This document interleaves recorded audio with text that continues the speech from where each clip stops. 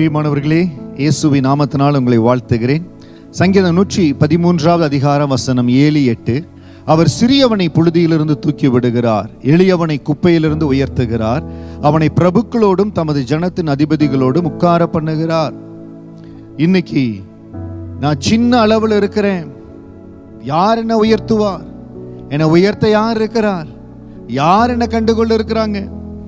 உலகத்தில் இன்னைக்கு ரெக்கமெண்டேஷன் இருந்தா தான் நான் பெரிய அளவுக்கு வர முடியும், எனக்கு பெரிய பேக்ரவுண்ட் இருந்தா தான் நான் பெரிய அளவுக்கு வர முடியும். இல்லை, கர்த்தருடைய கரத்தில் நம்மை கொடுத்திருக்கிற பொழுது, கர்த்தர் களிமண்ணா உங்க கரத்தில் ஒப்பு கொடுக்கிற ஆண்டவரே, உங்க சித்தம் போல என்னை நடத்தி அற்புதமா நடத்துங்கன்னு கொடுக்கிற பொழுது, நீங்க என்ன சிறிய நிலைமையில் இருந்தாலும் புழுதியிலிருந்து தூக்கி விடுகிறவர், எளியவனை குப்பையிலிருந்து உயர்த்துகிறார். குப்பையை போல பவுல் சொல்லுகிறார், நாங்க கந்தையை போல துடைத்து தேய்க்கிற கந்தையை போல போடப்படுகிறேன். ஆனாலும் அப்படிப்பட்ட மனிதனை கர்த்தர் உயர்த்தினார், மேலாக உயர்த்தினார். இன்னைக்கு நீங்க இருக்கிற இடத்துல ரொம்ப தாழ்த்தப்பட்ட நிலைமையில, ரொம்ப உங்களை மன கஷ்டப்பட்டு மன கடினமாய் ரொம்ப கஷ்டப்படுறீங்க. நீங்க கஷ்டப்படுறீங்கன்னு தெரிஞ்சும் வார்த்தைகளால, சூழ்நிலைகளால, நெருக்கத்தினால உங்களை கஷ்டப்படுத்துறாங்க இல்லையா?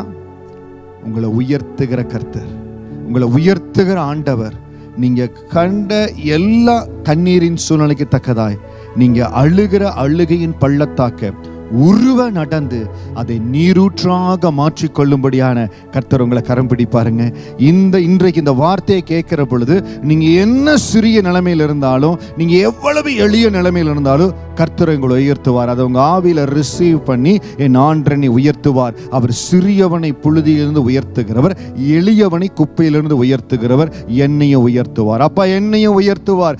எந்த இடத்துல நீங்க உட்கார முடியாதுன்னு சொன்னாங்களோ, எந்த நிலைமைக்கு நீங்க வர முடியாதுன்னு சொன்னாங்களோ, எந்த ஸ்தானத்துக்கு நீங்க நிக்க முடியாதுன்னு சொன்னாங்களோ, அவனை பிரபுக்களோடும் தமது ஜனத்தின் அதிபதிகளோடும் உட்கார பண்ணுகிறார்.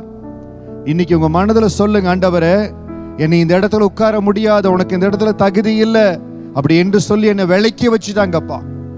எனக்கென்று கொடுக்கப்படுகிற ஸ்தானத்தை குடும்பத்தில் கொடுக்காதபடி விலக்கி வச்சுட்டாங்கப்பா.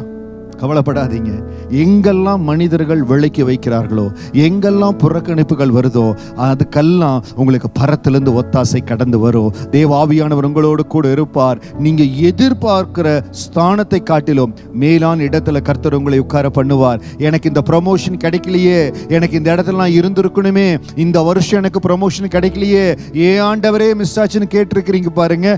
வருகிற நாட்கள் உங்களுக்கு டபுள் ப்ரமோஷன் ஆண்டவர் கொடுப்பார். நீங்க நினைத்து நினைத்து நினைத்து ஆண்டவரை துதிக்கும்படியா, சந்தோஷப்படும்படியா, இரட்டத்தனையான ஆசீர்வாதம், டபுள் ப்ரமோஷன் ஆண்டவர் உங்களுக்கு கொடுக்க போறாருங்க.